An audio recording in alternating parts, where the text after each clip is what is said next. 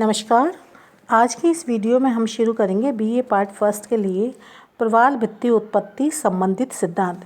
इससे पहले जो हमने सिद्धांत बताए थे उसमें हमने अवतलन डाना का अवतलन सिद्धांत बताया था, साथ ही साथ मरे का स्थिर स्थलीय सिद्धांत बताया था। आज हम शुरू करें डेली का हिमनद नियंत्रण सिद्धांत, डेलीज ग्लेशियल कंट्रोल थ्योरी। हिमनद नियंत्रण सिद्धांत का प्रतिपादन अमेरिका के प्रसिद्ध विद्वान डेली ने 1915 में हवाई प्रवाल भित्तियों के अध्ययन के बाद किया।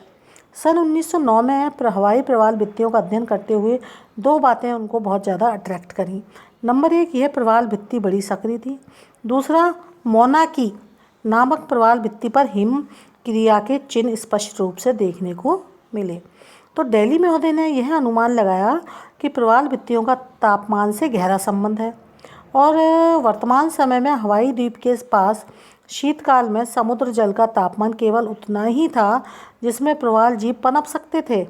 इस आधार पर डेली महोदय ने यह विचार व्यक्त किया कि प्लीस्टोसीन हिमयुग में यहाँ पर जल का तापमान अत्यधिक कम हो गया और तापमान के गिरने से समुद्र का जल हिम में परिवर्तित हो गया। इससे विस्तृत हिम चादर जम गई। अब होता क्या है कि समुद्र का तल 35 से 38 फैथम नीचे गिर गया। साथ ही साथ जल तल के नीचे गिरने से जल में डूबे हुए भाग तथा प्लीस्टोसीन हिमयुग से पहले बनी प्रवाल भित्तियाँ जल से बाहर आ गई। समुद्री जल के अपर्दन कार्य से प्रवाल द्वीप तथा प्रवाल भित्तियों का कटाव हुआ और अपर्दित पदार्थ उस समय समुद्र की तली पर जमा हो गया। हिमयुग के समाप्त हो जाने से तापमान में वृद्धि हुई, जिससे हिम चादर पिघल गई और समुद्र का जल ऊंचा उठ गया और प्रवाल भित्तियाँ फिर से बसने लगीं। महाद्वीपीय मग्न तट पर इन बस्तियों का विकास अपेक्षाकृत अधिक हुआ क्योंकि यहाँ पर प्रवाल के लिए भोजन तथा अन्य सुविधाएं उपलब्ध थी। तो अगर उनको खाने की सुविधा मिल गई तो यहाँ पर इनका ज़्यादा विकास हुआ। इस प्रकार महाद्वीपीय मग्न तटों के साथ साथ लंबी प्रवाल भित्तियों का जन्म भी हुआ। ये हमें देखने को मिला ऑस्ट्रेलिया के उत्तर पूर्वी तट पर ग्रेट बैरियर रीफ से। तो इसके फेवर में जो हमारे को मिले एविडेंसेस, उनमें था अवतलनों के दोषों से मुक्ति। मरे के सिद्धांत की भांति डेली ने भी अवतलन का कोई मान्यता नहीं दी और यह सिद्धांत अवतलन के सभी दोषों से मुक्त रहा। और नेक्स्ट है खुदाई का समर्थन। सन 1904 में फिजी के उत्तर में एलिस द्वीप समूह की पुनः फुटी प्रवाल तथा सन 1947 में मार्शल द्वीप के बिकनी प्रवाल वलय में पर्याप्त गहरे छेद खोदे गए, जिससे प्राप्त प्रमाण डेली के मत की पुष्टि करते हैं। प्रवाल की वृद्धि दर। डेली ने बताया कि प्रवाल प्रति 30 वर्ष में 1 मीटर की गति से बढ़ते हैं। अनुमान है कि प्लीस्टोसीन हिमयुग के हिम भी इसी तरह पिघलती है। स्पष्ट है कि प्रवाल वृद्धि द्वारा हिमयुग के बाद सागरों में जल तल की वृद्धि दर लगभग समान रही, अतः प्रवाल की रचना का विकास क्रमिक रहा। संकीर्ण एवं तीव्र ढाल वाले वलय, चबूतरों और लैगूनों के समान गहराई और अपर्दन की सुगमता। डेली का मत है कि सागरीय तरंगों की प्लीस्टोसीन हिमयुग के द्वीपों पर केवल टर्शरी अथवा इसके बाद निक्षेपित हुए कोमल एवं निर्बल तल छटों का अपर्दन करने का ही कार्य करना था। यह कार्य सागरीय तरंगों के साथ सुगम था, अतः सागरीय तरंगों ने उन द्वीपों को सुगमतापूर्वक काटकर निचले चबूतरों में परिवर्तित कर दिया। चबूतरों का अत्यधिक विस्तार। कुछ समुद्री चबूतरों का इतना अधिक विस्तार पाया गया, ये है अपोजिशन में या विपक्ष में प्रमाण कि उनकी रचना केवल सागरीय तरंगों का कार्य के कारण माना जा सकता है। फॉर एग्जाम्पल मैकलिसफील्ड चबूतरा 55 किलोमीटर चौड़ा है, लगभग 55 से 60 फैथम गहरा है। मालदीव के समीप नज़ोरत चबूतरा 350 किलोमीटर लंबा है तथा 100 किलोमीटर चौड़ा है, जिसकी गहराई 200 फैथम है। लैगून की गहराई। डेली के सिद्धांत के अनुसार सभी लैगूनों की गहराई लगभग एक समान होनी चाहिए, परंतु डेविस ने लैगूनों की गहराई का अध्ययन करके बताया कि भिन्न भिन्न लैगूनों की गहराई 3 से 100 फैथम और एक ही लैगून में के विभिन्न भागों में गहराई 20 से 50 मीटर तक हो जाती है। लैगूनों की इतनी अधिक गहराई प्लीस्टोसीन हिमयुग में गिरे समुद्री तल से स्पष्ट नहीं की जा सकती। नेक्स्ट है भृगु रहित तट। प्लीस्टोसीन हिमयुग में समुद्रों का जल नीचा और स्थिर होना चाहिए। ऐसी स्थिति में समुद्र तटों पर भृगु बनने चाहिए। नेक्स्ट है अवतलन की आवश्यकता। 50 फैथम से अधिक गहराई पर मृत प्रवाल बस्तियां पाई जाती हैं और अवतलन की विचारधारा में विश्वास रखने वाले वैज्ञानिकों का मत है कि इतनी अधिक गहराई पर मृत प्रवाल बस्तियों का पाया जाना केवल अवतलन द्वारा ही समझाया जा सकता है। तट तथा प्रवाल भित्तियों के बीच द्वीपों का पाया जाना। यदि प्लीस्टोसीन हिमयुग के समीप समय भी समुद्री भागों का 33 से 38 फैथम की गहराई तक अपरदन हो गया तो तट तथा प्रवाल भित्तियों के बीच द्वीप नहीं मिलने चाहिए, परंतु इन स्थानों पर द्वीप मिलते हैं। यह तथ्य डेली के सिद्धांत के विरुद्ध है। समुद्र तल से गिरने का अनुमान। डेली ने हिमयुग में समुद्र तल से गिरने का अनुमान 35 से 38 फैथम लगाया, जो त्रुटिपूर्ण प्रतीत होता है। समुद्र तल में गिरने का अनुमान जलमग्न घाटियों से लगाया जाता है। इस विधि के अनुसार समुद्र तल का 38 फैथम से अधिक गिरना चाहिए। चबूतरों का अपरदन का कारण।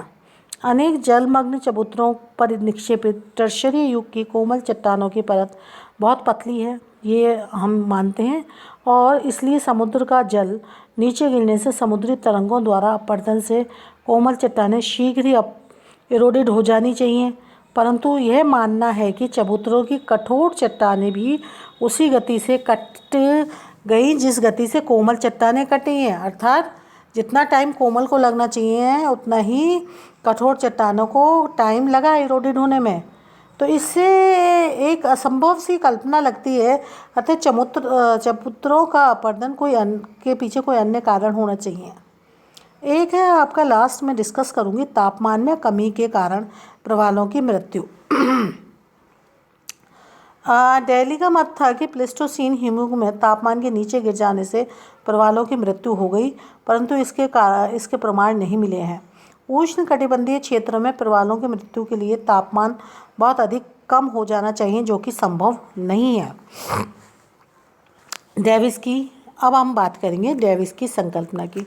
डेविस असल में अमेरिका के थे और कई वर्षों तक प्रवाल भित्तियों का उन्होंने गहरा अध्ययन भी किया था और 1914 से लेकर 18 में अपने विचार व्यक्त किए।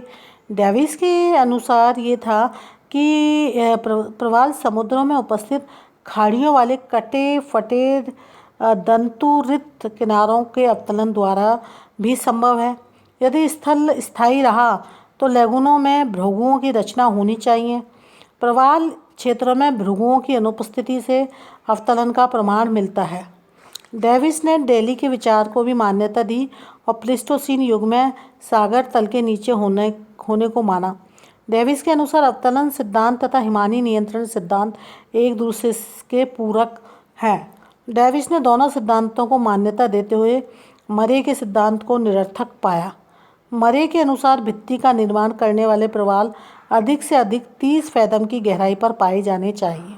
इससे अधिक गहराई पर प्रवालों का पाया जाना अवतलन की ओर संकेत करता है। डेविस का विचार है कि लैगूनों का तल चौरस होना मुख्यतः तलछट के निक्षेप के कारण है, न कि प्लीस्टोसीन काल से हुए अपरदन के कारण। लैगूनों के चौरस तल के नीचे तलछट से जो जलमग्न गड्ढे खाड़ियाँ तथा खाड़ियाँ पाई जाती हैं वो सब इसी का प्रमाण है।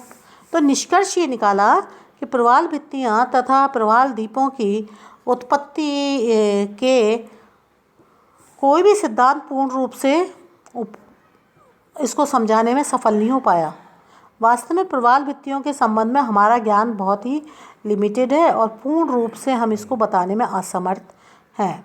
इसलिए हमारे प्रवाल भित्तियों की समानता के सिद्धांत तथा विचार ज्ञान के अपर्याप्त होने के कारण केवल माया आवरण ही है।